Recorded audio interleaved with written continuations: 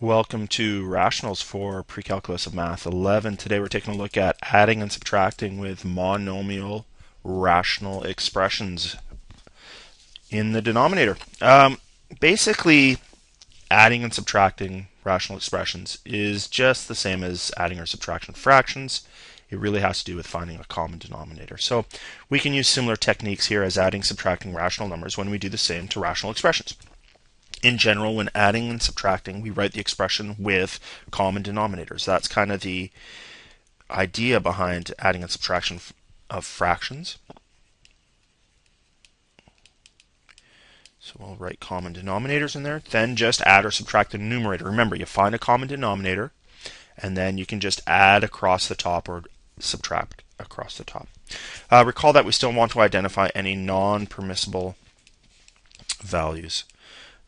Still those values that are going to cause division by zero, still important. It's still not terribly important in terms of finding the actual value of the fraction or the rational expression that we end up with, but it's still a good idea to consider those non-permissible values. So what I'm going to do is I'm actually going to, for these questions, do two things. I'm going to write down what non-permissible values are. For instance, in example 1a, I know that a can't equal 0 because it's a denominator. But I'm also going to write down the lowest common denominator, just so that we can see what we're trying to get to. So here the lowest common denominator would be 8a, because both 4 heads into 8a and 8a heads into 8a. So when we think about common denominators, what we're actually doing is we're multiplying the fractions by what we need to make that common denominator. And in this case, I need to multiply by 2a over 2a. That's, in effect, we're still multiplying by 1. This second fraction, or rational expression, already has the proper denominator of 8a. So what we can do is just across the top, 2a squared over 8a, and 5 over 8a. And when we add these things together, it's not a very nice expression. It doesn't simplify very much, but it is together as one rational expression. So there we go. There's the answer. We just found a common denominator, and we made sure that each denominator was the same, put it together, and there we go. Why don't you try that for B, and hit pause now. So in question B, non-permissible values would be x can't equal 0. These are monomials, so it's a little bit easier. The lowest common denominator, let's just think about this in terms of numbers. 8 and 12 both go into 24. I have an x and an x squared, so those both go into x squared. So the lowest common denominator here is 24x squared. So let's see here. We have x plus 4 over 8x.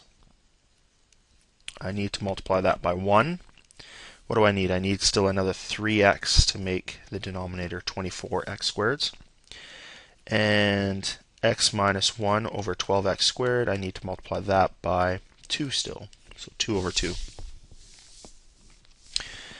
We have 3x squared plus 12x. Maybe I'll put that in brackets, and then 2x minus 2 in brackets, all over 24x squared. 3x squared, 12x and 2x. Remember, it's really just a gathering of like terms idea.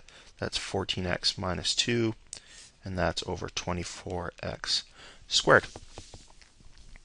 So we've certainly put it together as a addition of rational expressions. Here on the bottom one, C, we have a subtraction. Why don't you hit pause, give that one a try. Little bit of a trick step in there, something you got to be aware of before doing this. Hit pause now. So in this example, in C, we have two non-permissible values, x can't equal 0 and y can't equal 0. Our lowest common denominator, let's take a look at the number part, the coefficients, 6 and 3, those both head into 6. How many x's do I need? Would be x squared. And how many y's would be y squared. So there's our lowest common denominator, 6x squared, y squared. So nothing terribly different here. 3x minus 2 over 6xy squared. I still need a bonus x over x here to make the common denominator. We're subtracting off y plus 3 over 3x squared y, and I need a 2 and a y there, 2 and a y to make it work. So we get 3x squared minus 2x. Let me put those in brackets for now, minus 2y squared plus 6y, all over our common denominator of 6x squared y squared. So what's the little, not trick here, but the thing you have to be aware of is that when we're putting that numerator together, 3x squared minus 2x, it's minus 2y squared. Take a look here. This negative sign distributes to both the 2y squared and the 6y to make it negative 6y. So just be careful when you're subtracting binomials, trinomials, that kind of thing, that you subtract each part of it.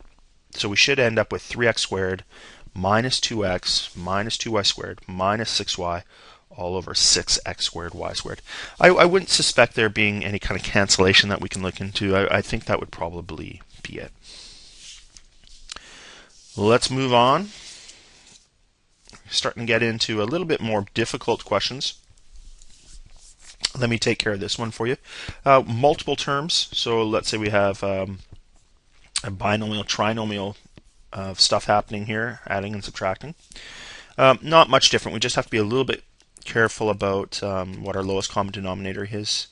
Here, certainly m can't equal 0. That's the same kind of idea. Lowest common denominator.